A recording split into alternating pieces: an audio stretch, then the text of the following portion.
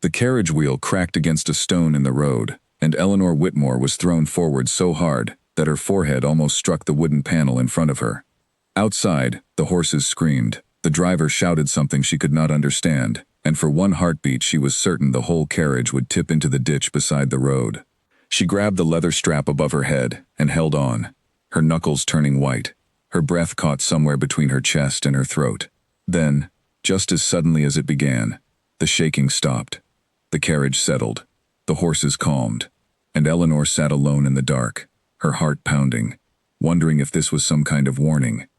She did not believe in omens. Her father, a quiet country clergyman, had raised her to trust reason over superstition. Yet here she was, in the black hours of a cold evening, traveling toward a house that half of England refused to speak of without lowering their voices first. Ravenscroft Hall. The name alone had followed her for the last 3 days of her journey. She had heard it whispered by the innkeeper's wife in Bristol, who crossed herself when Eleanor mentioned where she was going. She had heard it again from a fellow traveler on the coach, an older woman who leaned close and said, in a voice thick with warning, that no governess had lasted more than 2 months in that house since the young duchess died. Eleanor had smiled politely and said nothing, because what was there to say? She needed the position. Her mother's health was failing, the medicine cost more with each passing month, and there were simply no other offers on the table. A duke's household, however frightening its reputation, paid better than any parish school in the county. The carriage rolled forward again, slower now, as if even the horses sensed they were approaching somewhere they did not wish to go. Eleanor pulled back the curtain and looked out into the darkness. Through the mist, she saw it for the first time. Ravenscroft Hall, rising from the hill like something carved out of the night itself. Its towers were black, against a sky with no stars. Only 2 windows on the entire face of the house showed any light, small and yellow, and utterly alone in that vast stone silence. She swallowed hard and let the curtain fall back into place. By the time the carriage stopped in front of the great iron gates, Eleanor's hands were trembling, though she told herself it was only the cold. A servant emerged from the shadows near the gatehouse, holding a lantern high enough to see her face. "Miss Whitmore?" the man asked, his voice flat, careful, as though he had been trained not to show curiosity about anything. "Yes," Eleanor answered, stepping down from the carriage onto the gravel drive. "I am here for the position of governess." The man studied her for a long moment, longer than politeness required, and then nodded once. "Follow me, miss. The housekeeper is expecting you. His Grace does not receive visitors at this hour." Eleanor followed him up the long drive, her small trunk carried behind them by another servant who said nothing at all. The hall loomed larger with every step, its windows like watching eyes, its silence unbroken except for the crunch of gravel beneath their feet and the distant call of some night bird from the trees. Inside, the entrance hall was grand but cold, lit by only a few candles that threw long shadows up the high stone walls. A woman stood waiting at the base of the staircase, dressed entirely in gray, her face lined with age and something that looked, to Eleanor's eye, like caution. "Miss Whitmore," the woman said. "I am Mrs. Agnes Pruitt, housekeeper of Ravenscroft Hall. You will forgive me if I do not waste time on pleasantries. It is late, and there is much you must understand before morning."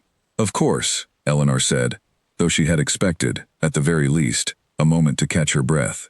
Mrs. Pruitt led her up a narrow staircase and down a long corridor, lined with portraits, whose eyes seemed to follow them as they passed.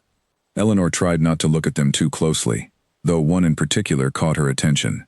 A young woman in a blue gown, her expression strangely sad for a painted portrait, hung in a place of honor near the top of the stairs.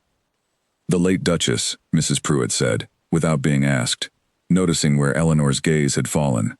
"God rest her." Eleanor opened her mouth to ask a question, then thought better of it. There would be time enough for questions. Tonight, she simply needed to survive the arrival. They reached a small room at the end of the corridor, plainly furnished but clean, with a narrow bed, a washstand, and a single window that looked out over the dark gardens below. "This will be your room," Mrs. Pruitt said. "The children's schoolroom is on the floor above. You will meet them in the morning.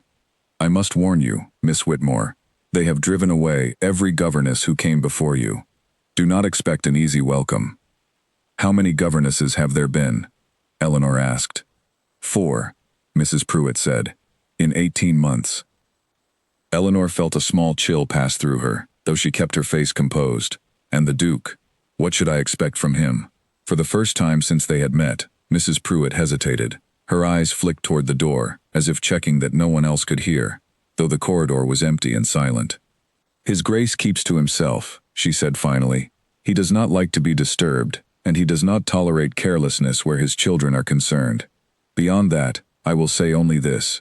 Do not believe every story you have heard on your journey here, and do not repeat them within these walls.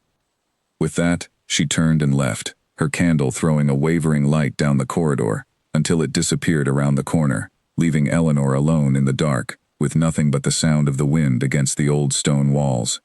She did not sleep well that first night.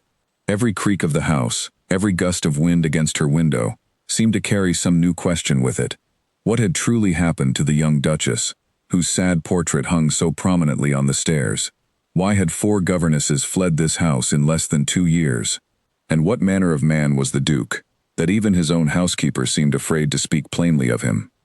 Morning came gray and cold, with a thin rain falling steadily against the windows.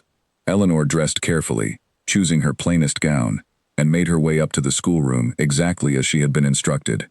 She found it empty when she arrived, the fire unlit, the room cold enough that her breath showed faintly in the air. She set about lighting the fire herself, unwilling to wait for a servant who might never come, and had just gotten the flames going when she heard footsteps in the corridor outside. The door opened, and 2 children stood in the frame, staring at her with matching expressions of open suspicion. The older one, a girl of perhaps 10 years, had dark hair pulled back too tightly, and eyes that seemed far older than her face. The younger, a boy of perhaps 7, hid partly behind his sister, though his own eyes were just as sharp and wary. "You're the new one," the girl said. It was not a question. "I am," Eleanor said, keeping her voice warm and even. "My name is Eleanor Whitmore, and you must be Charlotte, and this must be Henry." Neither child answered. Charlotte crossed her arms and studied Eleanor as though deciding whether she was worth the effort of speaking to at all. Henry simply stared at the floor. "I understand there have been several governesses before me," Eleanor continued, undeterred. "I imagine that must have been very tiring, meeting so many new people, only to have them leave again." Something shifted, ever so slightly, in Charlotte's expression. "They didn't leave because they wanted to," the girl said. "They left because they were scared." "Scared of what?" Eleanor asked, keeping her tone gentle, curious rather than alarmed. Charlotte glanced toward the door, then lowered her voice. "Of father," she said, "and of what happened to mother." Before Eleanor could ask anything further, a deep voice spoke from the corridor behind the children, cold and sharp enough to cut through the room like a blade of winter air. "Charlotte, Henry, that is quite enough." Both children flinched and turned toward the door. Eleanor looked up as well, and found herself facing, for the first time, the Duke of Ravenscroft.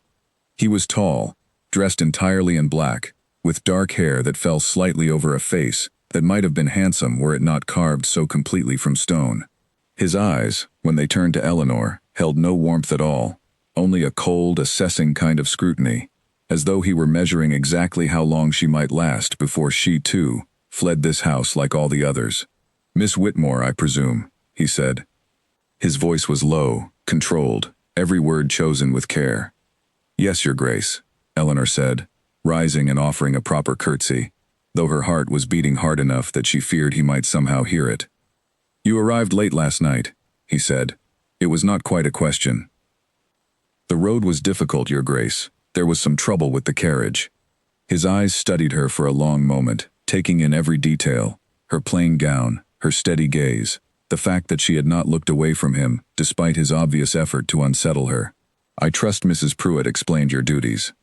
"She did, Your Grace." "And did she also explain," he said, his voice dropping slightly, "that I do not tolerate governesses who fill my children's heads with foolish stories, or who cannot maintain order in this schoolroom?" "She did not need to, Your Grace. I would not have accepted the position if I intended to do either of those things." For the briefest moment, something flickered behind his eyes. Surprise, perhaps, at her steady answer, though it vanished as quickly as it appeared. "We shall see," he said. "See that the children are properly occupied. I do not wish to be disturbed again this morning." With that, he turned and left as abruptly as he had arrived, his footsteps echoing down the corridor until they faded into silence. Eleanor let out a slow breath she had not realized she was holding. When she turned back to the children, she found both of them watching her with new interest, as though her ability to withstand their father's cold stare had earned her some small measure of respect. "You didn't run," Henry said quietly. It was the first thing he had said to her. "Why would I run?" Eleanor asked, kneeling slightly, so she was closer to his height. "Your father was simply telling me his expectations. I intend to meet them." Charlotte studied her for another long moment, then, almost reluctantly, uncrossed her arms. "The last governess cried when father spoke to her like that," she admitted. "She left the very next day." "I am not afraid of a stern voice," Eleanor said, and found, to her own surprise, that it was true. She had faced worse in her life than a duke with cold eyes. She had faced years of watching her mother grow sicker with no money for proper medicine, years of stretching every coin until it nearly broke in her hands. A single unwelcoming employer, however intimidating his reputation, was not enough to send her running. The morning passed more smoothly than Eleanor had dared to hope. She began with simple lessons, testing what the children already knew, and found that both were bright, though clearly starved for attention and consistency.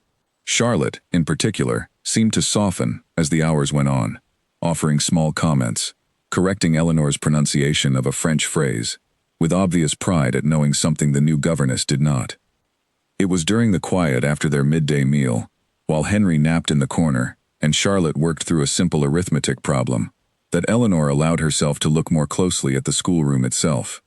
It was well kept but strangely bare, as though someone had deliberately removed every trace of warmth from it.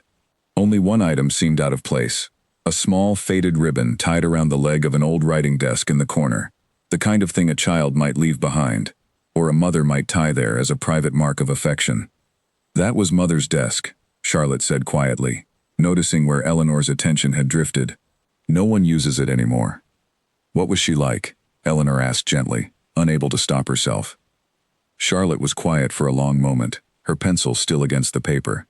"She used to sing to us," she said finally. "Every night, before bed. Father used to smile more, back then." She paused, glancing toward the door as if checking that they were truly alone.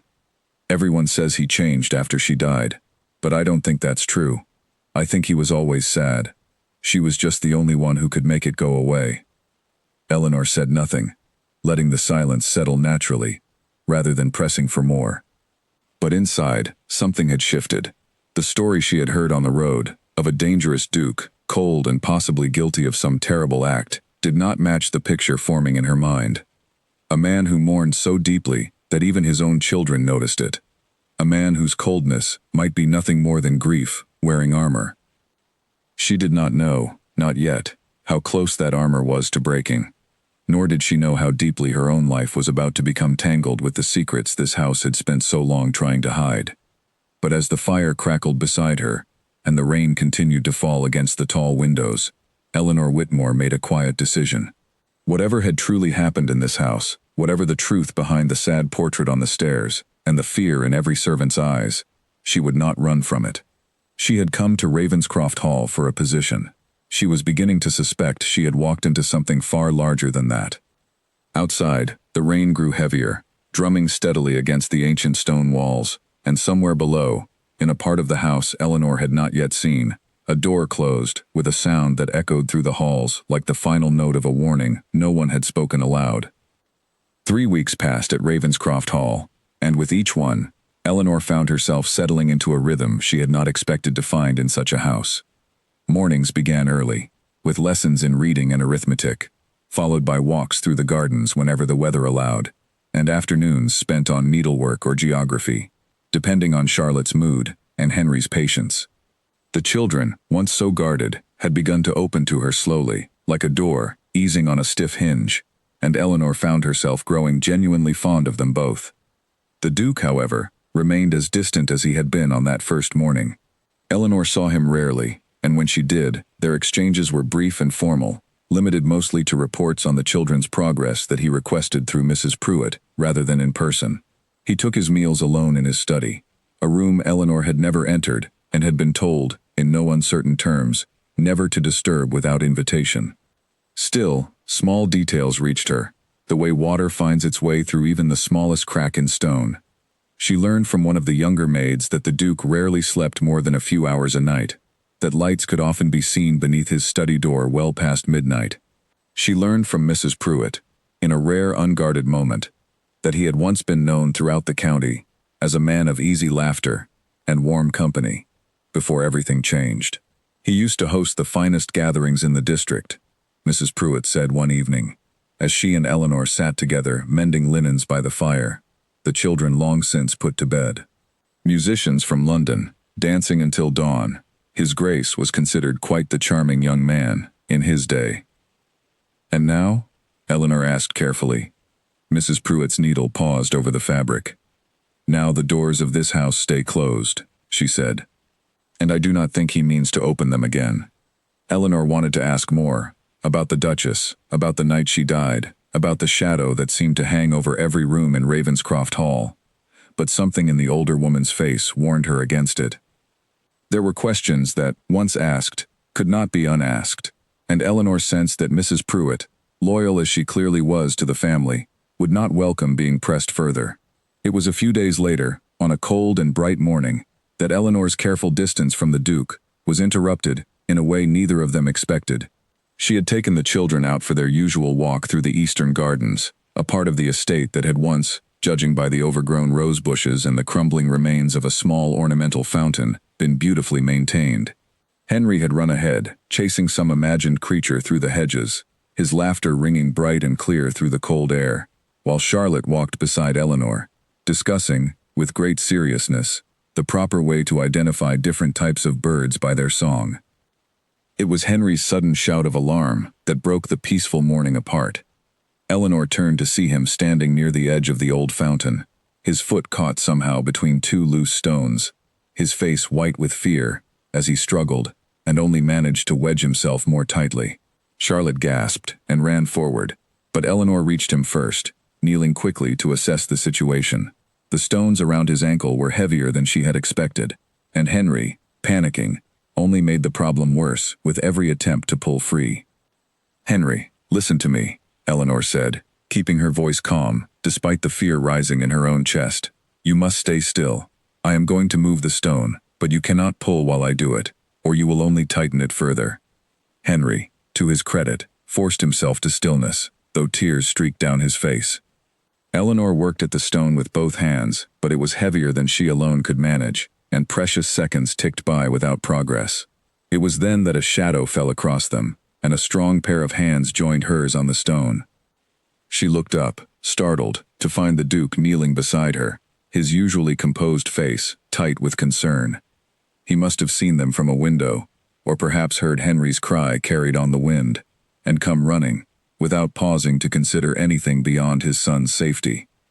"Together," he said to Eleanor, his voice low and urgent. "On my count." They pulled the stone free together, and Henry's foot came loose at last, red and sore but unbroken.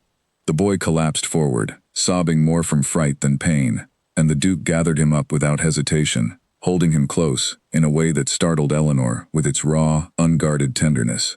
Whatever coldness he wore in front of the household, it vanished entirely in that moment, replaced by nothing but a father's fear finally released. "You are well," the Duke murmured, his voice rough. "You are well, Henry. I have you." Charlotte stood nearby, her own eyes wet, and Eleanor placed a steadying hand on the girl's shoulder, giving her a small, reassuring smile, even as her own heart continued to race from the sudden fright. It was several minutes before the Duke finally set Henry back on his feet, satisfied that the boy was truly unharmed, beyond a few bruises. When he rose and turned to Eleanor, his expression had shifted back toward its usual guarded composure, but something in his eyes remained different than before, softer, perhaps, or simply less certain of itself. "Thank you," he said quietly, "for staying calm, for keeping him steady until I arrived." "Of course, Your Grace," Eleanor said. There was nothing else to be done. He studied her for a long moment, the same searching look he had given her on the first morning, though this time it held none of the coldness. Most would have panicked, he said, or run for help and left him alone. I am not most people, Your Grace, Eleanor said, before she could stop herself, and immediately wondered if she had spoken too boldly. But the Duke, to her surprise, allowed the faintest suggestion of a smile to touch the corner of his mouth, gone as quickly as it appeared, but undeniably there. No, he said. I am beginning to see that you are not. He insisted on carrying Henry back to the house himself, despite the boy's protests that he could walk perfectly well, and Eleanor followed behind with Charlotte, watching the unexpected sight of the cold, distant Duke, murmuring softly to his son, checking again and again that he was truly unharmed.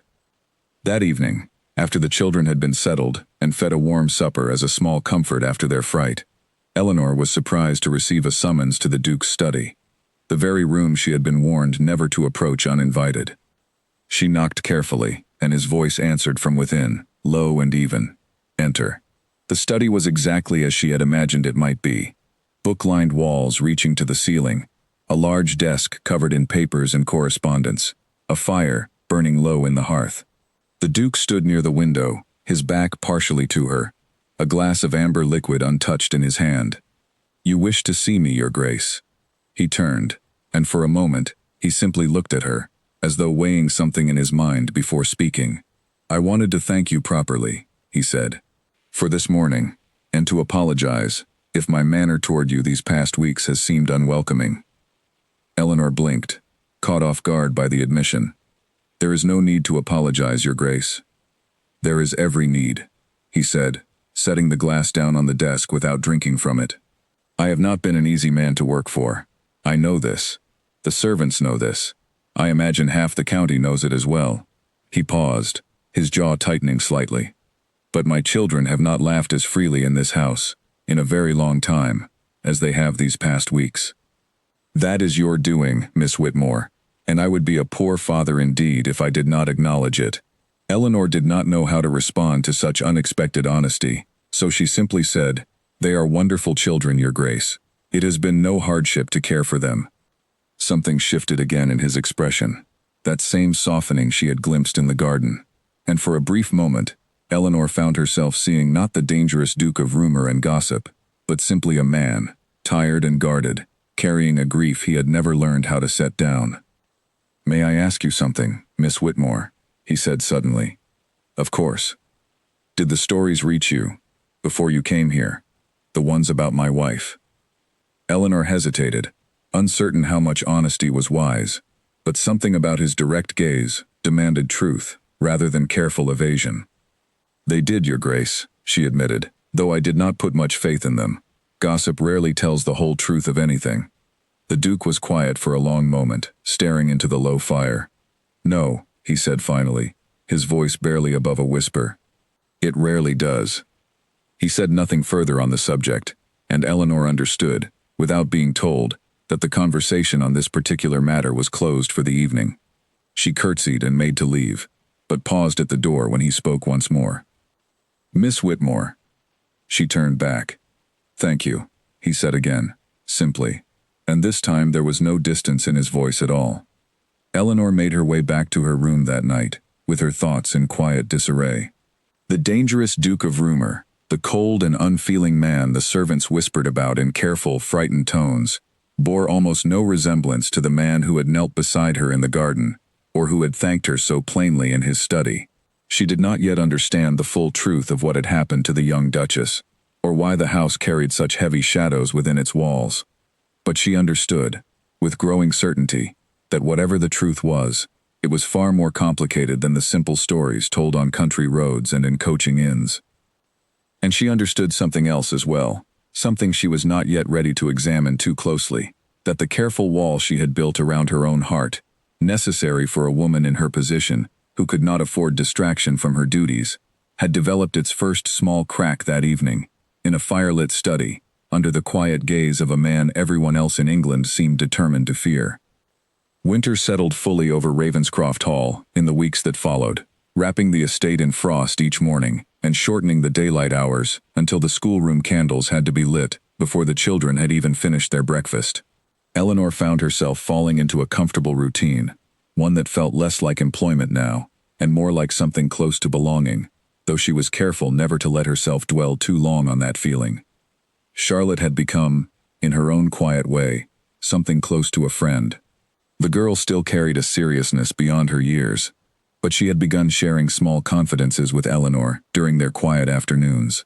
Fears about her father's health, memories of her mother that came in fragments, worries about whether Henry would ever stop having nightmares. Henry himself had grown less fearful of shadows and strangers, following Eleanor around the schoolroom with the easy trust of a much younger child, delighted whenever she allowed him to help sharpen pencils or organize the small collection of books that had slowly grown on the shelf near the window. The Duke, too, had changed in his manner toward her, though the change came slowly and carefully, like a man testing ice he was not certain would hold his weight.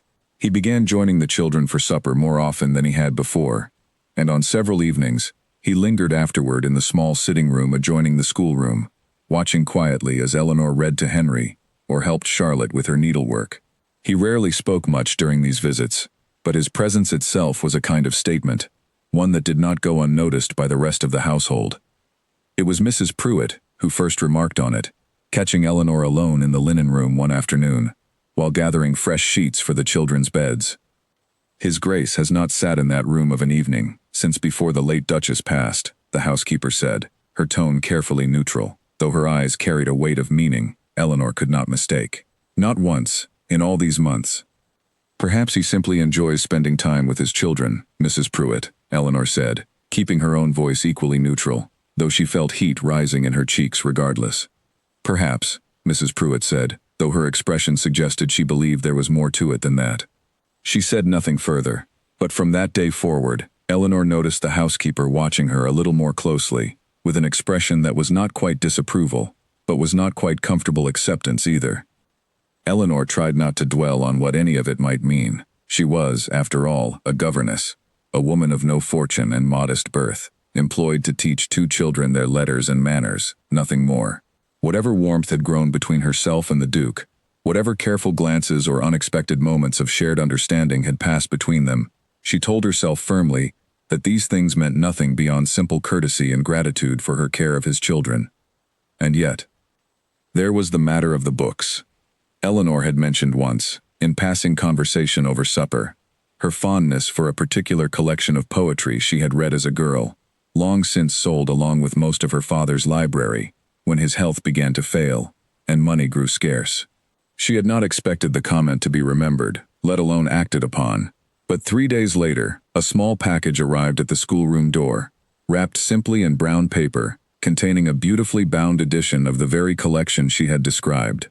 No note accompanied it, but Eleanor did not need one to understand who had sent it, nor why.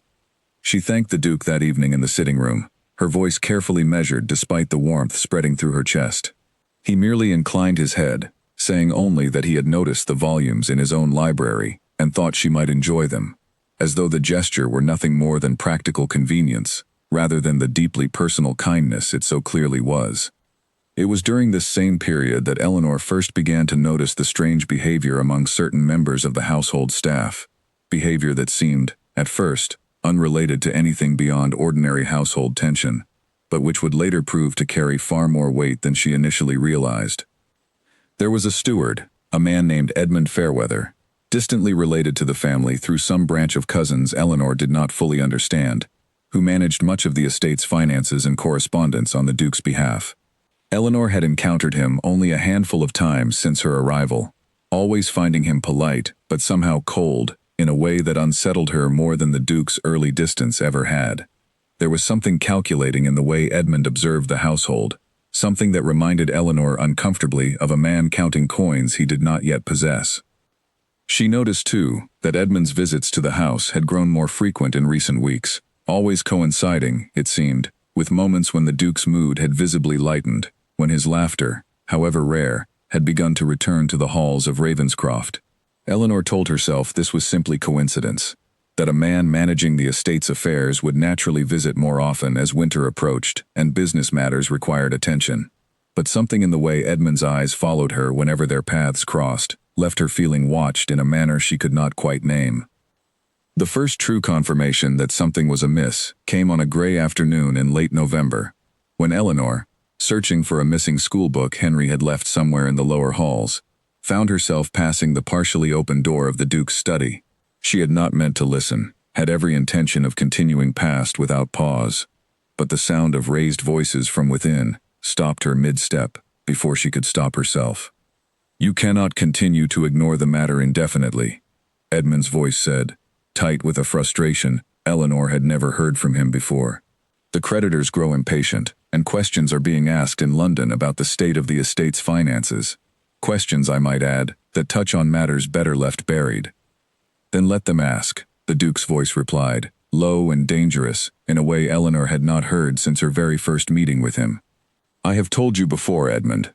I will not touch what remains of her fortune. Not for creditors, not for questions, not for anything. Her fortune sits idle while this house crumbles around your children," Edmund pressed. "Sentiment will not repair the Eastern Wing, nor pay the staff their wages come spring."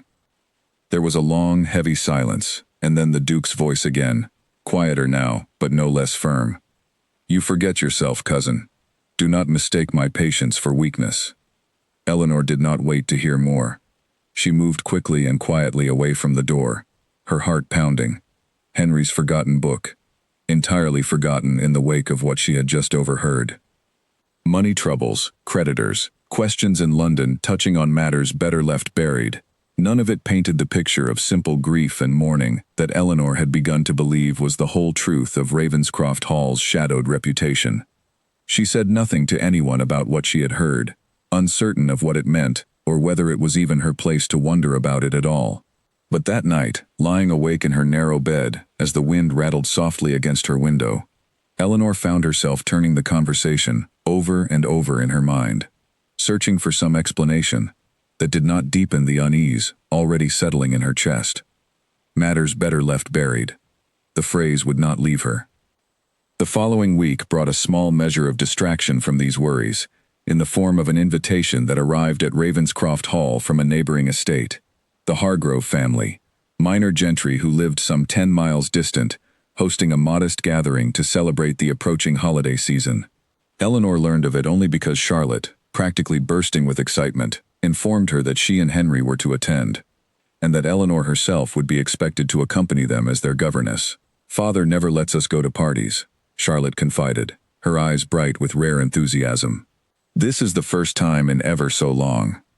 Eleanor smiled at the girl's excitement, though a small knot of nervousness formed in her own stomach at the thought of appearing before society, even a modest country gathering, in her role as governess to the notorious Duke of Ravenscroft's children. She had grown accustomed to the relative privacy of the estate, to the small, familiar world of the schoolroom and the gardens. The thought of curious eyes and whispered questions, of standing once more before people who had likely heard every dark rumor about the household she now called home, left her uneasy in a way she could not quite shake. That unease deepened further when, 2 evenings before the gathering, the Duke himself sought her out in the schoolroom after the children had gone to bed. "I understand you will be accompanying Charlotte and Henry to the Hargrove gathering," he said, standing near the doorway with the careful formality he still occasionally retreated into, despite the warmth that had grown between them in recent weeks. "Yes, Your Grace, if that is your wish." "It is," he said. Then, after a brief pause, he added, "I intend to attend as well." Eleanor could not quite hide her surprise. "You, Your Grace? I had understood you no longer accept such invitations." "I have not, in some time," he admitted, his gaze steady on hers. "But my children have not attended a proper gathering since their mother died, and I find I no longer wish to deny them that simple joy, out of my own reluctance to face a room full of curious faces." He hesitated, and something almost vulnerable crossed his expression before he continued. "I would ask, Miss Whitmore, that you remain close to them throughout the evening. Society can be cruel, and I would not have my children exposed to unkindness they do not yet understand how to defend themselves against. Of course, Your Grace, I will not leave their side." He studied her for a long moment, something unspoken passing behind his eyes, before he finally nodded and turned to leave. But at the door, he paused once more, glancing back at her with an expression she could not quite name. "Thank you, Miss Whitmore," he said quietly. "For everything you have brought back into this house." He was gone before Eleanor could formulate any response, leaving her alone in the dim schoolroom, with her heart beating far too quickly for a woman who was, after all, simply a governess doing her duty. Whatever waited for them at the Hargrove gathering, whatever dangers lingered in Edmund Fairweather's careful, calculating gaze, and whatever shadows still clung to the memory of the late Duchess, Eleanor understood, with a certainty that both thrilled and frightened her, that she was no longer merely an observer within the walls of Ravenscroft Hall. She had become, without quite intending it, part of its story. The evening of the Hargrove gathering arrived colder than expected, with a thin layer of frost coating the carriage windows as they made the 10-mile journey across the darkened countryside. Charlotte sat pressed close to the glass for much of the ride, watching the passing fields with an excitement she made no effort to hide, while Henry dozed against Eleanor's shoulder, worn out from the anticipation that had kept him restless all afternoon. The Duke sat across from them, dressed in formal black that made him look even more severe than usual, his expression unreadable in the dim light of the carriage lamp. Eleanor had chosen her best gown for the evening, a modest dress of deep green that she had owned for several years, but kept carefully maintained for occasions such as this. It was nothing compared to the fashions she expected to see among the gathered guests, but it was clean and well-fitted, and she told herself firmly that her appearance mattered little compared to her duty of watching over the children throughout the evening. Hargrove House, when they arrived, blazed with warm light from every window, a welcome contrast to the cold darkness of the journey. Servants hurried to take their coats as they entered, and the sound of music and conversation drifted from the main hall, growing louder as they approached. Eleanor felt Charlotte's hand slip nervously into hers, and she gave the girl's fingers a reassuring squeeze before they stepped through the doorway into the gathering itself. The room fell silent, just for a moment, as the assembled guests noticed the new arrivals. Eleanor felt the weight of dozens of eyes turning toward them, saw the ripple of whispered conversation that spread through the crowd like wind through tall grass. The Duke of Ravenscroft, dangerous and reclusive, had come to a society gathering for the first time in years, and every person in the room seemed determined to witness it for themselves. The Duke's jaw tightened almost imperceptibly, but he showed no other outward sign of discomfort as he guided his children forward, greeting their hosts with careful, practiced courtesy.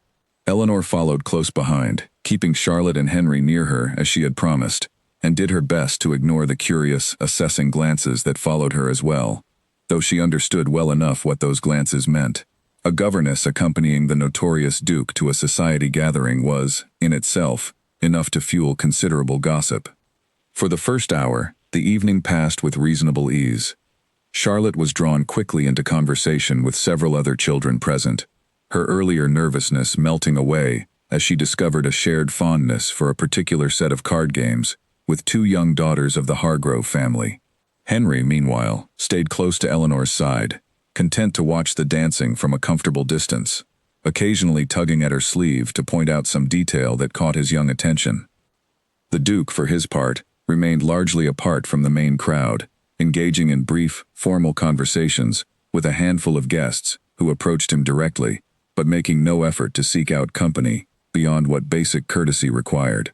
Eleanor watched him from across the room on occasion, noting the careful control in his posture, the way his eyes would sometimes drift toward his children with quiet, watchful concern, as though he could not quite relax his guard, even in a room full of supposedly friendly faces. It was during a lull in the dancing, while Eleanor sat with Henry near the edge of the room, watching Charlotte laugh with her new friends, that the first true unpleasantness of the evening arrived, in the form of two women Eleanor did not recognize, seating themselves nearby with the clear intention of being overheard. "I confess, I did not believe it when I heard he meant to attend," one woman said, her voice pitched just loud enough to carry. "After everything that happened, one would think he might have the decency to remain hidden from decent society." "Decency," the second woman scoffed softly. "I hardly think decency has ever been a concern of his, not after what became of that poor girl. They say he keeps her portrait on the stairs still, as though mourning might somehow undo what was done, or as though it might convince the rest of us he had nothing to do with it." Eleanor felt her whole body go rigid with anger, though she forced herself to remain outwardly composed for Henry's sake, who thankfully seemed absorbed in watching the dancers and had not caught the meaning behind the whispered conversation nearby. She glanced quickly toward the Duke, relieved to see he was engaged in conversation across the room, and had not overheard the cruel words either. But her relief was short-lived. Charlotte, returning from her game with a bright smile that faded the moment she drew close enough to hear the women's continued whispers, stopped dead in her tracks, her small face suddenly pale. "They think father hurt mother," Charlotte whispered, her voice trembling, loud enough that Eleanor feared the two women might hear it as well. "They think he's a murderer." "Charlotte," Eleanor said firmly, rising quickly and placing a protective hand on the girl's shoulder. "Those women know nothing of your family, and their words mean nothing at all. Do you understand me? Nothing." But the damage had been done. Charlotte's eyes had filled with tears, and Henry, sensing his sister's distress even without fully understanding its cause, began to grow anxious as well, his small hand tightening around Eleanor's skirt. It was in this moment, with both children on the verge of tears and Eleanor uncertain how best to shield them from further cruelty, that the Duke appeared at her side, his expression having shifted from careful control to something far colder and more dangerous than Eleanor had seen since her very first day at Ravenscroft Hall. He had heard. "Charlotte," he said, his voice gentler than his expression, as he knelt to his daughter's level. "Look at me. Those women speak from ignorance and cruelty, nothing more. I have never harmed your mother, and I never would have. Do you understand?" Charlotte nodded, though tears still traced silently down her cheeks, and the Duke gathered her into a brief, fierce embrace before rising once more, his gaze sweeping the room until it landed on the two women, who had gone quite pale upon realizing they had been overheard. For a long, tense moment, Eleanor feared he might say something that would only worsen the scene, might give the gathered guests exactly the dramatic confrontation they seemed to be hoping for. But instead, he simply straightened his shoulders, took Charlotte's small hand in his own, and addressed the room with a calm, carrying voice that silenced the remaining murmurs entirely. "I understand my presence tonight has provided considerable entertainment for some of you," he said, his tone level, but carrying an unmistakable edge of steel beneath it. "I would ask only this, that whatever opinions you hold of me, you keep them from the ears of my children, who have already suffered enough loss, without also suffering the cruelty of grown adults who ought to know better." The silence that followed was absolute. Eleanor watched several guests exchange uncomfortable glances, watched the two women who had spoken so carelessly turn nearly scarlet with embarrassment. No one offered any response to the Duke's quiet rebuke, and after a moment, the orchestra, perhaps sensing the need for distraction, began playing once more, and conversation slowly, awkwardly, resumed around the edges of the room. The Duke turned to Eleanor, his expression softening slightly as he looked between her and his children.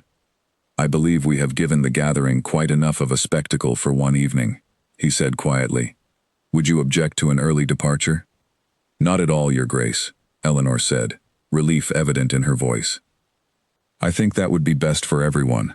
As they made their way toward the entrance to collect their coats, Eleanor found herself walking close beside the Duke, Charlotte's small hand still held tightly in his, Henry once more leaning tiredly against Eleanor's side. Before they reached the door, she felt his gaze turn toward her, and when she met it, she found none of the careful distance he usually maintained, only a raw, unguarded gratitude that struck her more deeply than any formal words of thanks could have.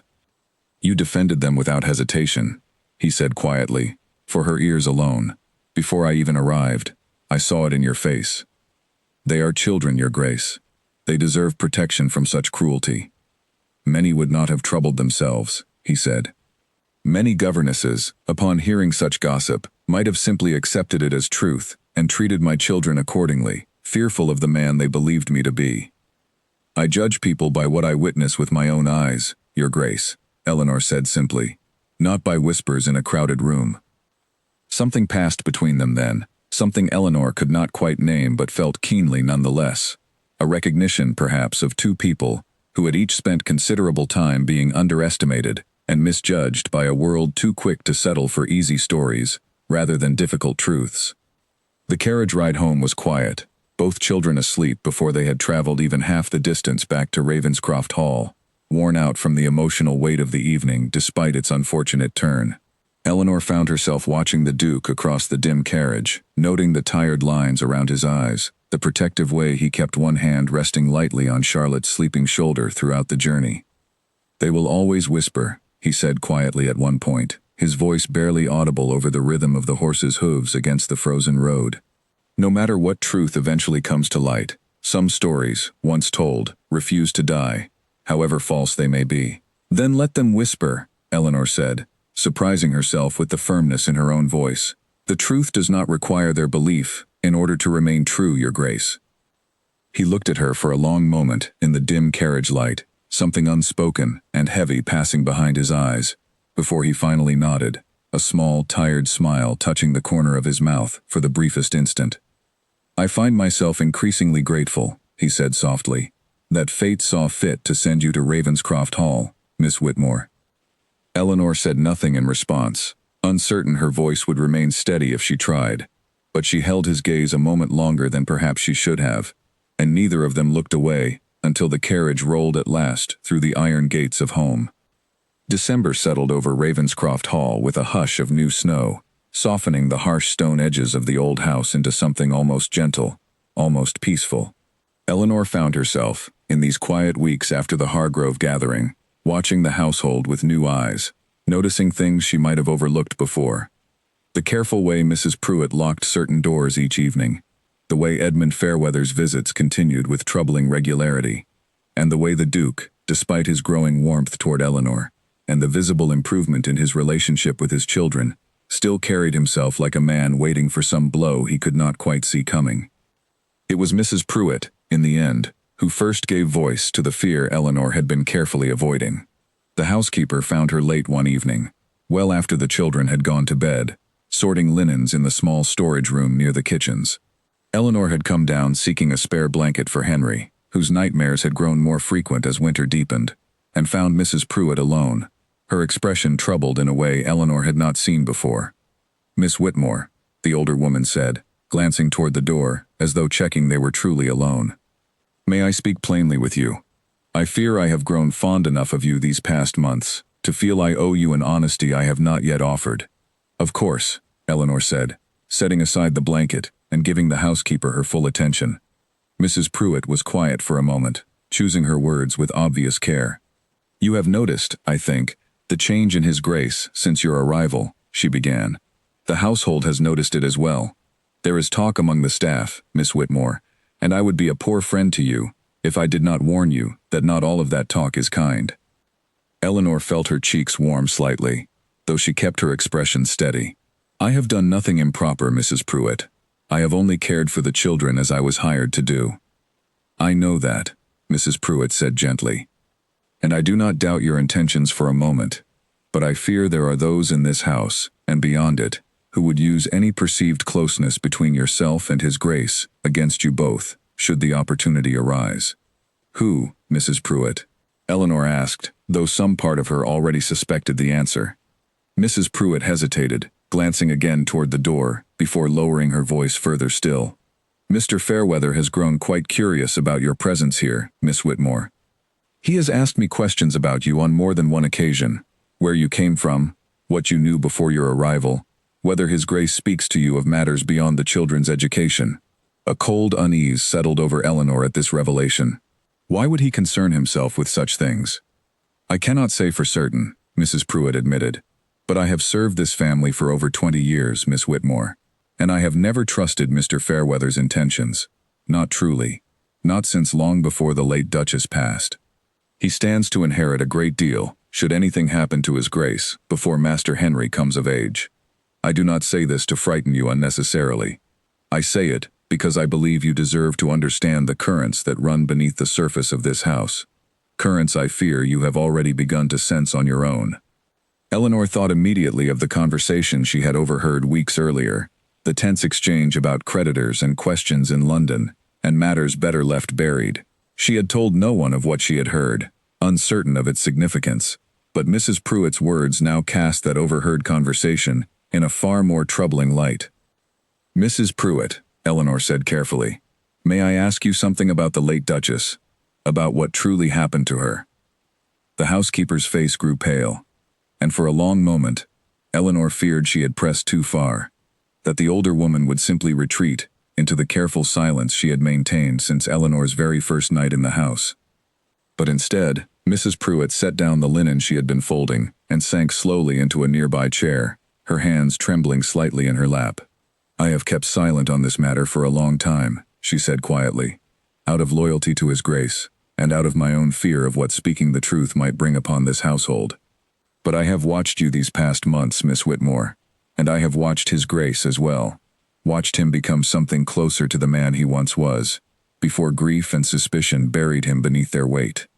I do not believe I can, in good conscience, allow you to remain ignorant any longer, given how deeply entangled your fate has become with this family." Eleanor sat down slowly across from her, her heart beating faster with each passing second. "The late Duchess," Mrs. Pruitt began, her voice carefully controlled despite the obvious weight of the memory, "died on a winter night much like this one, 4 years ago now. She was found at the base of the eastern staircase, the very one, Miss Whitmore, that you pass each day on your way to the schoolroom. The official account, given by the physician and accepted by the county magistrate, was that she had slipped upon the stairs in the darkness and struck her head in the fall."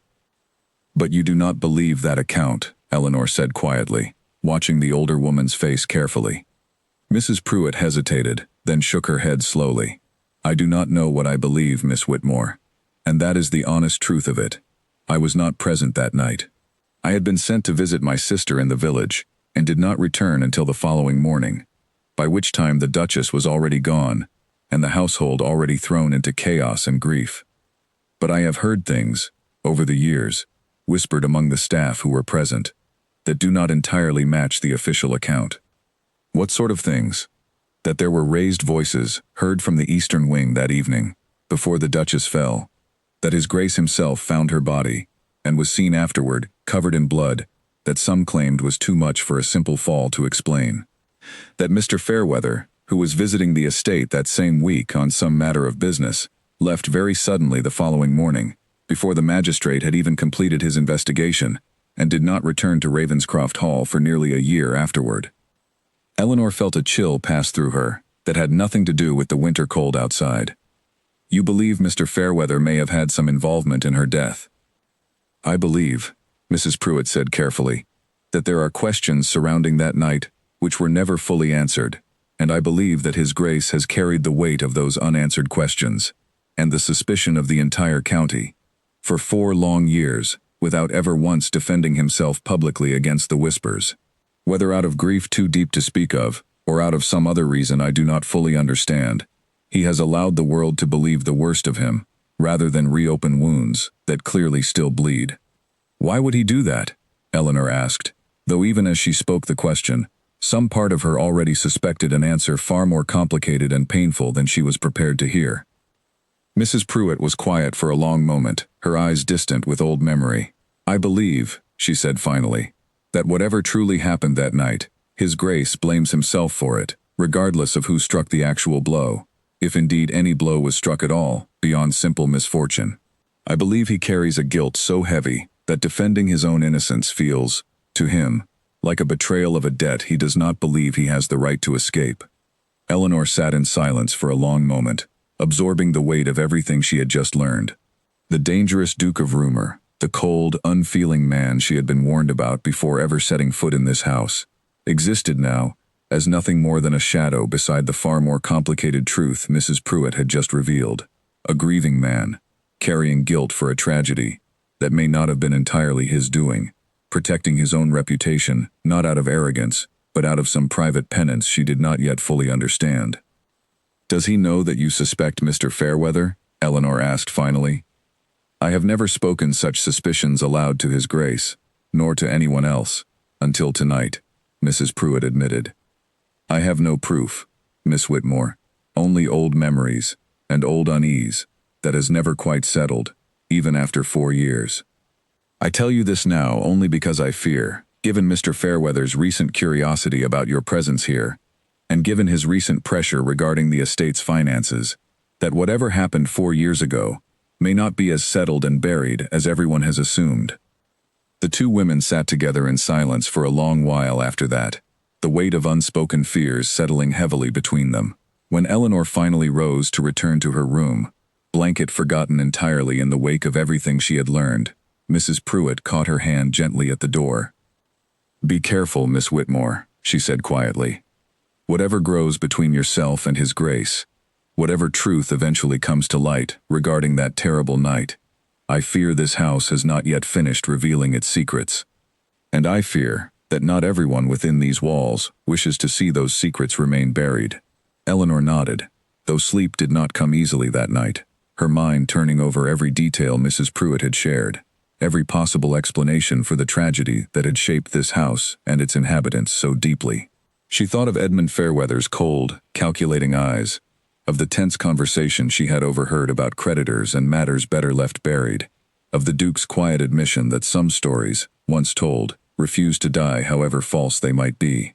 Somewhere in this house, Eleanor realized, lay a truth that someone had worked very hard to keep hidden for 4 long years, and she was beginning to fear, with a certainty that settled cold and heavy in her chest, that she would not be able to simply walk away from that truth, now that she had glimpsed its shadow, however dangerous uncovering it might prove to be.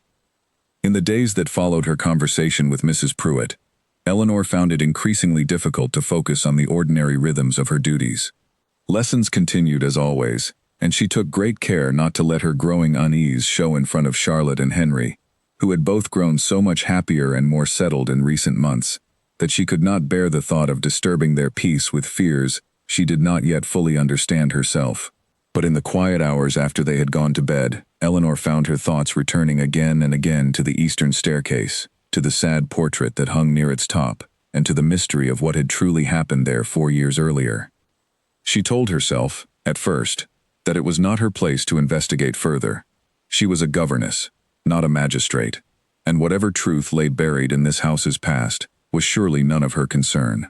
But she could not quite convince herself of this, not when she thought of the Duke's tired eyes, of the guilt he seemed to carry so silently, of the very real possibility that an innocent man had spent 4 years allowing the world to believe the worst of him. It was Charlotte, quite unknowingly, who provided the first true thread for Eleanor to follow. They had been working through a lesson on family history, tracing the Ravenscroft lineage back through several generations using an old family Bible kept in the schoolroom, when Charlotte mentioned, with the easy carelessness of a child who did not understand the weight of what she was saying, that her mother had kept a private writing desk in her old sitting room, untouched since her death, its drawers still locked. "No one has ever opened it," Charlotte said. "Father asked that it be left exactly as she left it. Mrs. Pruitt dusts the room, but never touches the desk itself." Eleanor said nothing at the time, careful not to reveal the sudden quickening of her pulse, but that evening, once the children were safely asleep, she found herself standing outside the door of the late Duchess's old sitting room, a room she had passed many times but never once entered. She told herself she was not trespassing, not truly. She told herself she simply wished to see the room, to understand a little more of the woman whose portrait watched over the staircase each day, whose absence had shaped this entire household so profoundly. But when she found the door unlocked and stepped inside to find the small writing desk exactly as Charlotte had described, dust-free but clearly untouched in years, she knew she was no longer simply satisfying idle curiosity. The desk was locked, as expected, but a small silver key rested in a shallow dish nearby, half hidden beneath a faded lace handkerchief, as though someone long ago had meant to hide it more carefully, but had never quite finished the task. Eleanor's hands trembled slightly as she lifted the key, hesitating for a long moment before finally fitting it into the lock and turning it with a soft, decisive click. Inside, she found what one might expect from any lady's private desk: old letters, a few pressed flowers preserved between sheets of paper, a small collection of jewelry that held more sentimental than material value. But tucked beneath a false bottom in the lowest drawer, discovered only when Eleanor's searching fingers caught on a slightly raised edge of wood, she found a small bundle of letters, tied together with a faded blue ribbon, along with a private journal bound in worn leather. Eleanor knew, even as she lifted the journal free, that she was crossing a line she could not easily uncross. But something in her heart told her that whatever answers this house had been hiding for 4 years lay within these pages, and she could not bring herself to close the drawer and walk away without at least glancing at what the late Duchess had left behind. The journal's final entries, dated only days before her death, painted a picture far different from the peaceful, grieving household Eleanor had imagined.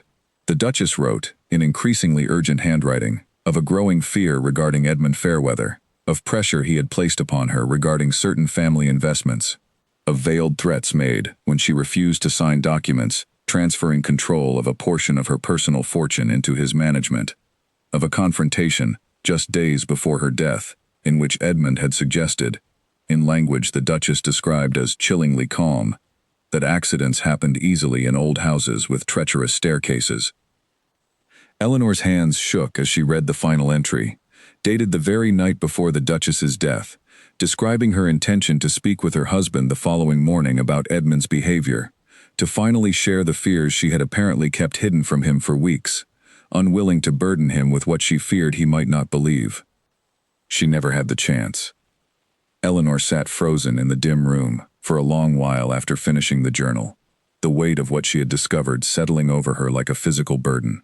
If the Duchess's fears had been justified, if Edmund Fairweather had indeed threatened her, and if that threat had somehow been carried out on the very staircase where her body was later found, then the Duke had spent 4 years carrying guilt and public suspicion for a crime committed not by his own hand, but by the very cousin who now managed his estate's finances and pressed him constantly for greater access to his family's remaining fortune. She knew, with sudden and absolute certainty, that she could not keep this discovery to herself. Yet even as she resolved to bring the journal to the Duke immediately, a fresh wave of fear rose within her. If Edmund had been willing to harm the Duchess to protect his own interests 4 years ago, what might he be willing to do now, should he learn that Eleanor possessed proof of his guilt? Mrs. Pruitt's earlier warning echoed in her mind. Edmund's growing curiosity about her presence in the household, his questions to the staff, his careful attention to the closeness developing between herself and the Duke. She wrapped the journal and letters carefully in a spare shawl, tucking them beneath her arm, and made her way quickly and quietly back toward her own room, intending to keep them safely hidden until she could find the right moment to bring them to the Duke's attention. But as she rounded the final corner of the corridor leading to her room, she found herself face to face with Edmund Fairweather himself, standing in the shadows near the top of the stairs, as though he had been waiting for her.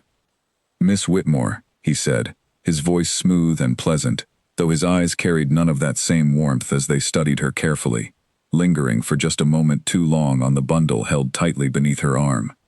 "Rather late for you to be wandering the halls, is it not?" "I could say the same of you, Mr. Fairweather," Eleanor replied, keeping her voice as steady as she could manage, despite the sudden pounding of her heart. "I had business with His Grace that ran later than expected," he said smoothly. "And what business keeps you from your bed at such an hour, might I ask?" "Simply checking on the children before retiring, sir," Eleanor lied, forcing her expression into careful neutrality. "As I do most evenings." Edmund's gaze lingered once more on the bundle beneath her arm, and for a long, uncomfortable moment, Eleanor feared he might ask directly what she carried, might reach out and demand to see it for himself. But instead, he simply offered a thin, humorless smile and inclined his head slightly. "Of course," he said. "Do forgive my curiosity, Miss Whitmore. It is simply that His Grace's household has grown so very interesting of late, has it not? So many changes, in such a short span of time." "I am not certain what you mean, sir." "No," Edmund said softly, his eyes cold despite his continued smile. "I don't suppose you are. Good night, Miss Whitmore. Do be careful on these old staircases. They can be treacherous in the dark, as I'm sure you've heard." He turned and disappeared down the corridor before Eleanor could formulate any response, leaving her standing frozen in the darkness, her heart hammering against her ribs, the weight of the hidden journal suddenly feeling less like proof and more like a dangerous burden she now had no choice but to carry as quickly and carefully as possible to the one person who needed to see it most. Eleanor did not sleep that night. She sat awake in her narrow bed, the journal and letters hidden beneath her mattress, listening to every creak of the old house and every gust of wind against her window, half convinced that Edmund Fairweather might appear at her door at any moment to demand what she had taken from the late Duchess's desk. When morning finally arrived, pale and gray through her frost-covered window, she rose immediately, dressed with hands that would not quite stop trembling, and made her way to the schoolroom to begin the day's lessons, as though nothing at all had changed. But everything had changed, and Eleanor knew she could not carry the weight of what she had discovered alone for much longer. She waited only until the children had settled into a quiet reading exercise, occupied enough that she could safely step away for a few minutes, before making her way to the Duke's study and knocking with a firmness that surprised even herself. "Enter," came his familiar voice, and Eleanor stepped inside, closing the door carefully behind her. The Duke looked up from his correspondence, his expression shifting quickly from mild surprise to concern, as he took in her pale face and evident distress. "Miss Whitmore, what has happened?" "Your Grace," Eleanor began, her voice unsteady despite her best efforts to remain composed. "I must show you something. I fear it will be difficult for you to see, but I believe you deserve to know the truth it contains." She drew the bundled journal and letters from beneath her shawl, where she had kept them hidden throughout the morning, and set them carefully on the desk before him. The Duke's face went very still as he recognized the worn leather binding, his hand hovering above the journal for a long moment before finally, carefully, drawing it toward himself. "This was my wife's," he said quietly. "It was not a question. I found it in her old writing desk, Your Grace. I know I had no right to search there, and I will accept whatever consequences you deem appropriate for that intrusion. But please, before you judge my actions too harshly, I ask that you read what she wrote in the final weeks of her life." The Duke's hands trembled slightly as he opened the journal, and Eleanor stood silently by, watching his face transform through a series of emotions too complex to fully name, as he read through the pages she had discovered the night before. Grief, first, raw and immediate at seeing his wife's handwriting again after so many years. Then confusion, as he encountered her growing fear regarding Edmund. Then, as he reached the final entries, something far darker and more dangerous settled over his features. A cold fury Eleanor had never witnessed from him before, not even in their earliest, most guarded exchanges.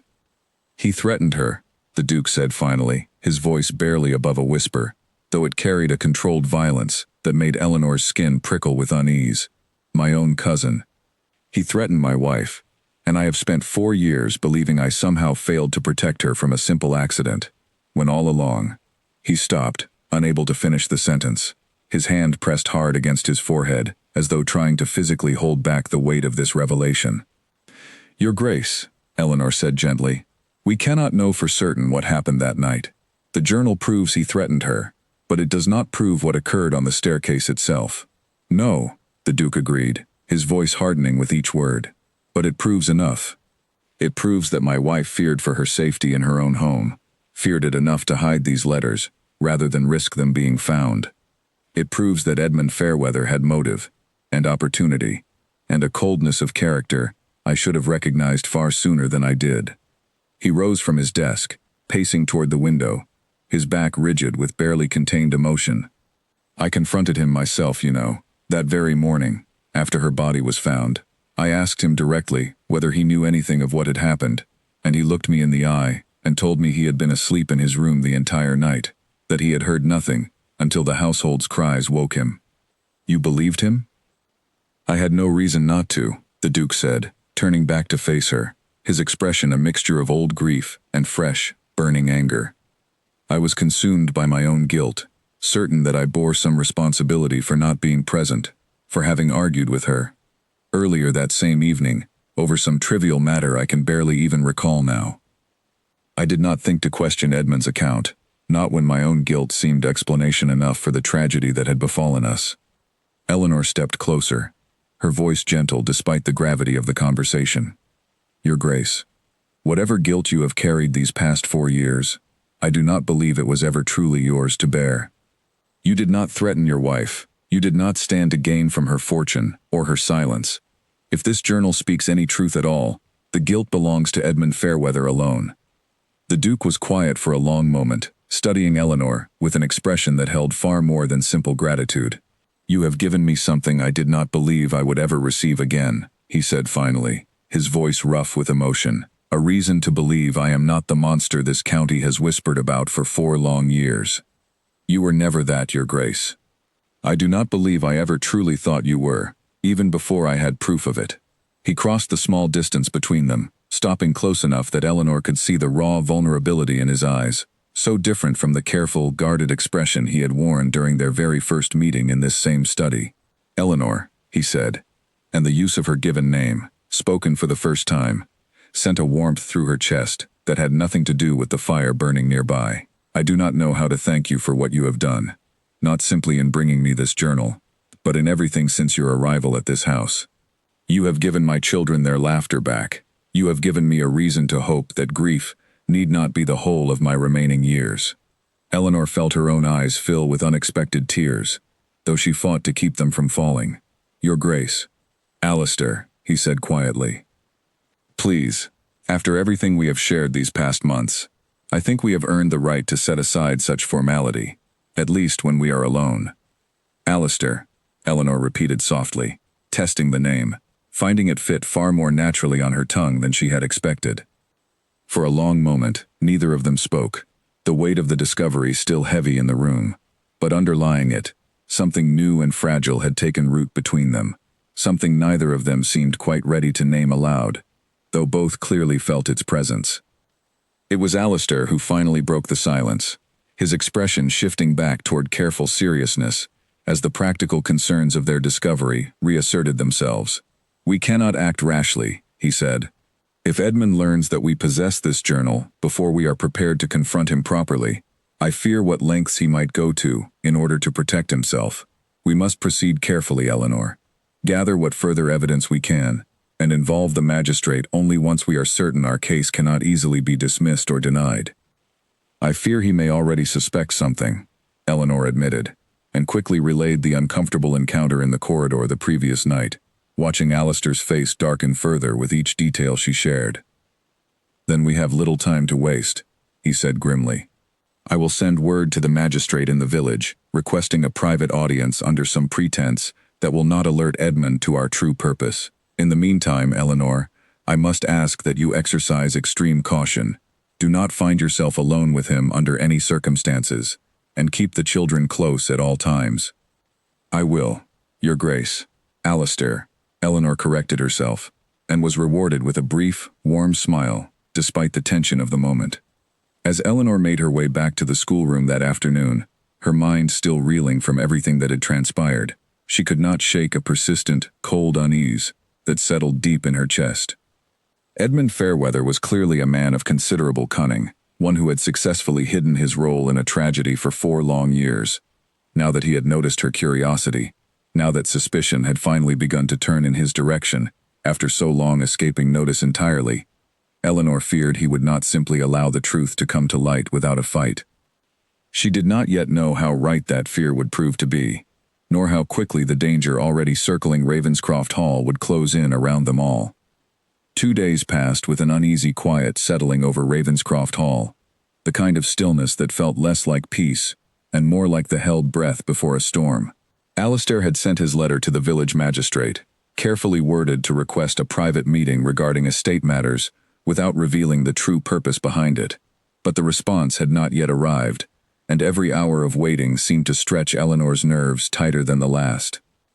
She kept the children close, exactly as Alistair had asked, finding excuses to remain within the schoolroom or the nearby sitting room, rather than wandering the halls or gardens as they usually might. Charlotte, perceptive as always, noticed the change in routine and asked more than once whether something was wrong, but Eleanor deflected the questions as gently as she could, unwilling to burden the children with fears they were far too young to properly understand. Edmund Fairweather, for his part, seemed to sense the shift in the household as well, though whether from genuine suspicion or simply the natural instinct of a man accustomed to reading the moods of those around him, Eleanor could not say.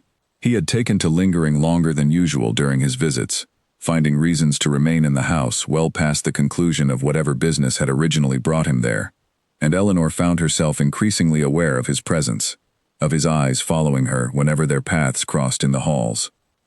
It was on the 3rd evening, as a fierce winter storm began building outside, rattling the old windows and howling through the bare branches of the garden trees, that matters finally came to a head. Eleanor had just finished settling the children into bed, later than usual due to Henry's persistent fear of the growing storm, when she heard raised voices drifting up from the floor below.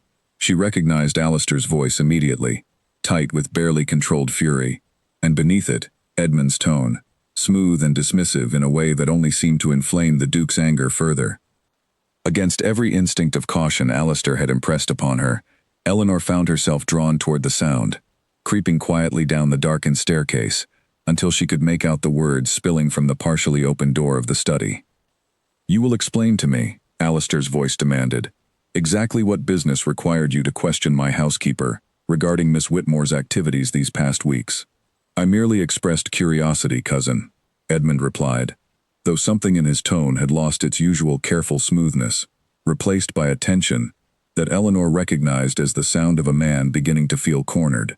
"Surely there is no crime in taking interest in the affairs of one's own family household." "There is a crime," Alistair said, his voice dropping to something dangerously quiet, "in threatening my late wife regarding her personal fortune. And I have proof of it now, Edmund, in her own handwriting." The silence that followed was absolute, broken only by the howling wind outside and the sudden, sharp intake of breath that Eleanor herself could not quite suppress, standing frozen just outside the study door.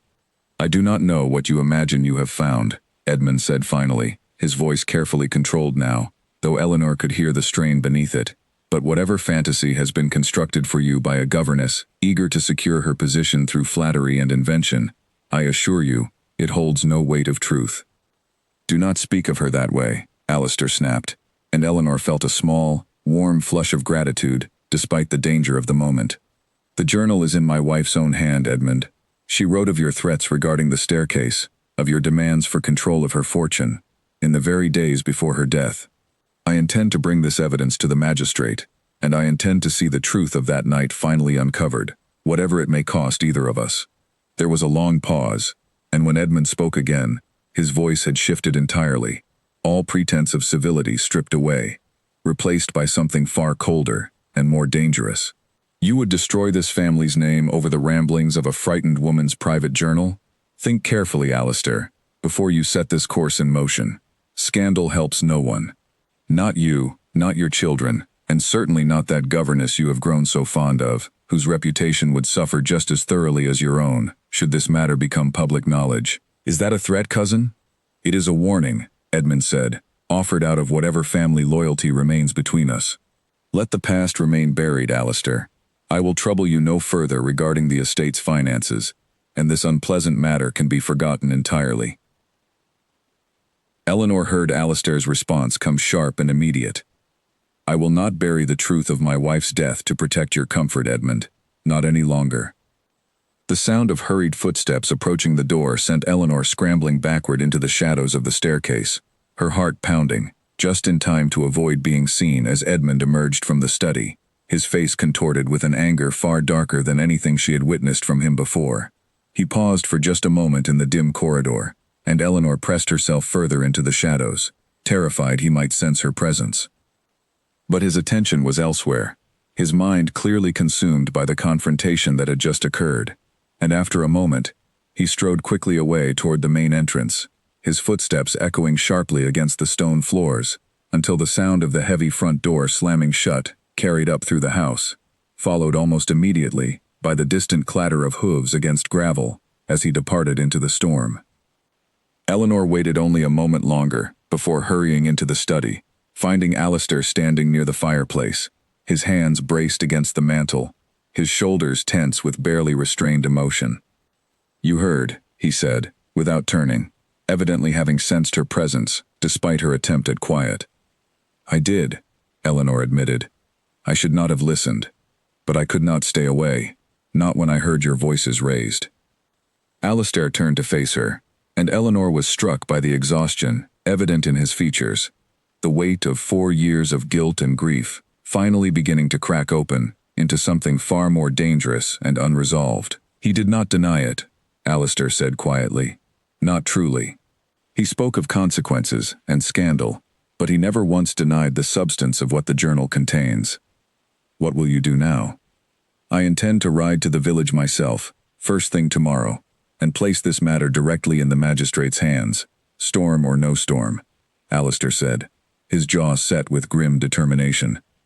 "I will not allow Edmund another night to consider how best to protect himself from what he has done."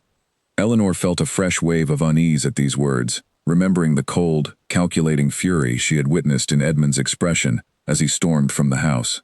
"Alistair, I fear what a man like that might do, cornered and desperate as he now surely feels." "I know," Alistair said, crossing the room to stand before her, his expression softening slightly, despite the tension still evident in his posture. "Which is precisely why I need you to remain especially cautious tonight, Eleanor. Keep the children's door locked. Do not venture from the house, under any circumstance, until I return from the village tomorrow." "And you?" Eleanor asked, unable to keep the worry from her voice. "Will you be safe, riding out in this storm to confront such matters alone?" Something warm flickered behind Alistair's tired eyes at the evident concern in her question. "I have survived worse storms than this one, Eleanor, in more ways than simply the weather," he said quietly. "But I confess, it means a great deal to me, to hear such worry in your voice." He reached out, his hand finding hers in the dim firelight, and for a long moment, neither of them spoke, the weight of the evening's revelations settling into something quieter and more intimate between them, a fragile understanding that had been building slowly for months, and now, in the midst of danger and uncertainty, finally found its voice in the simple warmth of a shared touch. "Be careful tonight," Eleanor said softly. "Please." "I will," Alistair promised. "And Eleanor, when this is finally resolved, when the truth is fully known, and my family's name is finally free of this shadow, there is something I wish to ask you. Something I have wished to ask for some weeks now, though I have not yet found the courage." Eleanor's heart quickened at the meaning evident beneath his words, though the danger of the moment left little room for anything beyond a soft, hopeful smile in response. "I will hold you to that promise, Your Grace," she said, deliberately returning to the formal address, with a small, teasing warmth that drew the faintest genuine smile from his tired features. Neither of them could have known, as they stood together in the firelit study, while the storm raged outside, just how close danger truly lurked, nor how swiftly the fragile peace of that quiet moment was about to shatter entirely. The storm had not lessened by midnight, and Eleanor found herself unable to sleep, sitting instead in the chair beside her window, watching the wild movement of the bare tree branches against the pale moon that occasionally broke through the racing clouds. Alistair had retired to his own chambers only an hour earlier, insisting he needed what rest he could manage before his early ride to the village, but Eleanor's mind would not settle, turning over every detail of the evening's confrontation, every word of warning Mrs. Pruitt had offered weeks earlier. It was the sound of breaking glass, distant but unmistakable, that finally drove her from the chair, her heart leaping into her throat as she strained to identify its source. It had come from somewhere below, perhaps the ground floor, and was followed almost immediately by the faint but growing smell of smoke drifting up through the old house's corridors. Eleanor did not hesitate. She threw open her door and ran directly to the children's room, finding Charlotte already awake, sitting up in bed with wide, frightened eyes, while Henry stirred groggily beside her. "Something is burning," Charlotte said, her voice trembling. "I can smell it." "Stay calm," Eleanor said, forcing her own voice into steadiness, despite the fear clawing at her chest. "We are going to leave the room together, quickly and quietly, exactly as I say. Henry, take my hand." She guided the children into the corridor, finding smoke already beginning to curl along the ceiling, thicker near the main staircase than anywhere else, the flickering orange glow of flame visible somewhere below, spreading with alarming speed through what had once been a dry and aging structure. Eleanor's mind raced through every possible route to safety, aware that the main staircase was clearly compromised, and turned instead toward the narrower servants' stairs near the rear of the house, praying they remained clear. They had just reached the top of that secondary staircase when Alistair appeared, having been roused by the same commotion, his face pale with alarm as he took in the smoke now filling the upper corridor. "The eastern wing is ablaze," he said quickly, gathering Henry into his arms without hesitation. "We must get everyone out immediately. Eleanor, lead Charlotte down these stairs. I will follow directly behind." They descended as quickly as the narrow staircase allowed, smoke growing thicker with each passing moment, until they finally burst out into the cold night air through a side entrance, gasping and coughing, joined quickly by several of the household staff, who had likewise been woken by the growing chaos. Mrs. Pruitt appeared moments later, her face streaked with soot, having helped rouse the remaining servants from their quarters near the kitchens. It was only as they stood together on the frozen lawn, watching flames now visible through several of the eastern windows, casting a terrible orange glow against the falling snow, that a stable boy came running toward them, breathless and wide-eyed. "Your Grace," he gasped. "I saw a man near the eastern entrance, just before the fire started. I did not recognize him at first in the darkness, but when he passed beneath the lantern by the stable door, I saw his face clearly." "Who?" Alistair demanded, though something in his expression suggested he already suspected the answer. "Mr. Fairweather, Your Grace. He was carrying something, a lantern perhaps, and moving quickly toward the house, though I understood him to have left hours earlier during the storm." Eleanor felt cold horror settle over her, understanding immediately what this meant. Edmund had not truly departed after his confrontation with Alistair. He had waited, hidden somewhere on the grounds, watching for his opportunity, and had returned under cover of the storm to attempt to destroy the very evidence that threatened to expose his crimes at last. Evidence, Eleanor realized with fresh terror, that remained locked safely within Alistair's study, in the very wing of the house, now consumed by flame. "The journal," she said urgently. "Alistair, the journal and letters, they remain in your study." Alistair's face went pale with understanding, but before he could respond, a fresh cry went up from among the gathered household staff, drawing every eye toward the eastern edge of the property, where a figure had emerged from the shadows near the old garden wall, illuminated starkly by the growing firelight. Edmund Fairweather stood there, his clothing singed and disheveled, clearly having been far closer to the fire than any innocent bystander might reasonably have been. His expression, when he finally noticed the gathered household watching him, shifting rapidly from calculation to something far more desperate and dangerous. "Edmund," Alistair called out, handing Henry quickly into Mrs. Pruitt's waiting arms, before striding forward, his voice carrying clearly across the frozen lawn despite the roar of the growing fire and the howling wind. "What have you done?" "What I should have done 4 years ago," Edmund replied, his voice carrying a wild, desperate edge Eleanor had never heard from him before.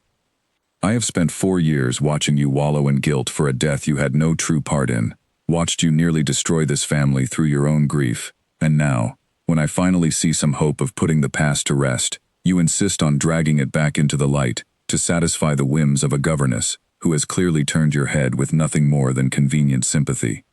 "You threatened my wife," Alistair said, his voice shaking now with barely contained fury. "You threatened her, and mere days later, she was found dead, upon the very staircase where you made those threats. Do not speak to me of putting the past to rest, Edmund, not when you have spent 4 years allowing me to carry guilt for a crime that was never mine." "It was an accident," Edmund said, though something in his voice cracked slightly on the word, betraying far more than he perhaps intended. She would not listen to reason. She threatened to expose the difficulties with the estate's finances, difficulties I had worked tirelessly to manage on this family's behalf. "We argued, yes, upon that staircase, but I swear to you, Alistair, I never intended." He stopped himself abruptly, but the words had already been spoken, already confirmed before the gathered household what Eleanor's discovery of the journal had only suggested. A confession, however incomplete, delivered in a moment of desperate panic, before witnesses who would not soon forget what they had heard. Alistair's face had gone deathly still, and for a terrible moment, Eleanor feared what he might do in response to finally hearing, after 4 long years, direct confirmation of his cousin's role in his wife's death.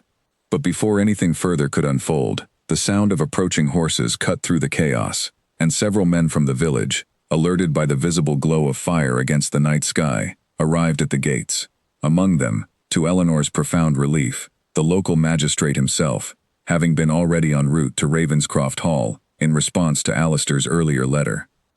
Edmund, realizing too late that any chance of escape had vanished with the arrival of witnesses and authority alike, attempted to flee toward the stables, but was quickly overtaken by 2 of the village men before he could reach the horses. He was restrained without further incident, his desperate protests of misunderstanding and accident falling on ears no longer willing to extend him the benefit of doubt he had enjoyed for far too long.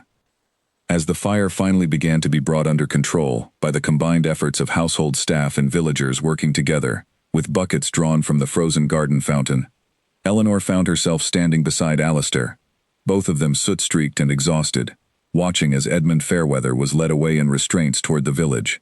His 4 years of carefully maintained deception, finally, completely unraveled. "It is over," Alistair said quietly, though his voice carried more disbelief than relief, as though he could not quite yet accept that the guilt and suspicion he had carried for so long had finally, truly lifted from his shoulders. "It is," Eleanor confirmed softly, reaching for his hand without hesitation, no longer concerned with propriety or careful distance, not after everything they had just witnessed together. "Your name is finally free, Alistair. The truth is known." He turned to her then, his exhausted face illuminated by the dying glow of the fire behind them, and for the first time since Eleanor had arrived at Ravenscroft Hall so many months earlier, she saw upon his features something entirely unguarded, entirely free of the shadow that had followed him for 4 long years. "Free," he repeated softly, as though testing the truth of the word. "I had nearly forgotten what that might feel like."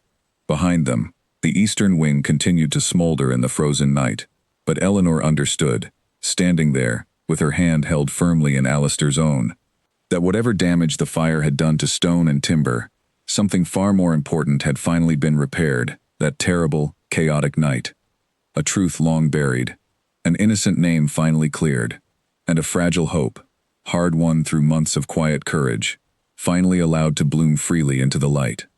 The weeks that followed the fire brought considerable change to Ravenscroft Hall, though not the kind of change born from tragedy that the household had grown so wearily accustomed to over the past 4 years. Edmund Fairweather's trial, held in the county courts some weeks after his arrest, confirmed everything the journal and his own panicked confession had already revealed. Faced with the weight of evidence, including further testimony from servants who had long harbored quiet suspicions they had never before felt safe enough to voice, Edmund's carefully constructed deception finally and completely collapsed. He was found guilty of the Duchess's death, the court accepting that whatever had begun as an argument over the staircase had ended in a fatal push, whether intended or not, followed by 4 years of calculated lies to protect himself from the consequences of that fatal moment. Alistair attended every day of the trial, and though the process reopened wounds that had never fully healed, Eleanor watched him carry the ordeal with a steadiness that spoke of a man finally able to face his grief honestly, rather than burying it beneath false guilt that had never truly belonged to him. When the verdict was finally delivered, and Edmund was led away to face the full consequences of his crime, Alistair returned to Ravenscroft Hall, not as a broken man, but as someone who had, at long last, set down a burden he had carried far too long. The eastern wing, damaged significantly by the fire, required months of careful restoration, but Alistair approached the rebuilding with an energy and purpose the household had not witnessed from him in years. He spoke often, during those weeks, of transforming the space into something new entirely, rather than simply restoring it to what it had been before, as though the fire, terrible as it was, had also cleared away something that needed clearing, making space for a fresh beginning long overdue. Charlotte and Henry, for their part, thrived in the aftermath of everything that had happened. Freed from the shadow of unspoken rumors and unanswered questions that had quietly shaped their earliest years, both children seemed to blossom further with each passing week, their laughter filling the halls of Ravenscroft with a warmth Eleanor suspected the old house had not known in a very long time. Charlotte, in particular, had taken to visiting her mother's restored sitting room regularly, no longer burdened by uncertainty about the manner of her mother's death, able instead to simply remember her, with the uncomplicated love a daughter deserved to hold. It was on a bright, cold morning in early spring, months after the trial had concluded and the eastern wing's reconstruction had finally neared completion, that Alistair found Eleanor in the gardens, where the first hesitant signs of new growth had begun pushing up through the last patches of melting snow. She had taken the children out for their usual morning walk, though Charlotte and Henry had run ahead toward the old fountain, now fully repaired, laughing together over some private game that required no adult supervision. "Miss Whitmore," Alistair said, falling into step beside her, though the formal address now carried a familiar warmth between them, more habit and gentle affection than any true distance. "I wonder if I might finally make good on a promise I made some months ago, on a rather more frightening night than this one." Eleanor felt her heart quicken, remembering clearly the words he had spoken in his study before the fire. before everything had finally been resolved. "I recall that promise, Your Grace," she said, unable to keep the small smile from her lips. "Alistair," he corrected gently, and Eleanor laughed softly, the sound carrying easily across the quiet garden. "Alistair, then," she agreed. He stopped walking, turning to face her fully, his expression carrying none of the guarded distance she remembered from their very first meeting, so many months ago. Only open, unguarded warmth that had grown steadily between them, through every trial and quiet moment they had shared since. "Eleanor," he said, "when you first arrived at this house, I was a man, buried beneath grief and guilt. I did not believe I deserved to escape. I had resigned myself to a life of cold distance, certain that whatever warmth I once possessed had died alongside my wife, certain that my children would grow up in a house forever shadowed by suspicion and sorrow." "Alistair, let me finish," he said gently, and Eleanor fell silent, watching him with an emotion so full it nearly stole her breath entirely. "You changed all of that, Eleanor. Not through any grand gesture, but through simple, steady kindness, through courage that never once wavered, no matter how dangerous the truth became, through a warmth that reached my children long before it ever reached me, and through patience that somehow taught even a man as guarded as myself to believe, once more, in the possibility of happiness."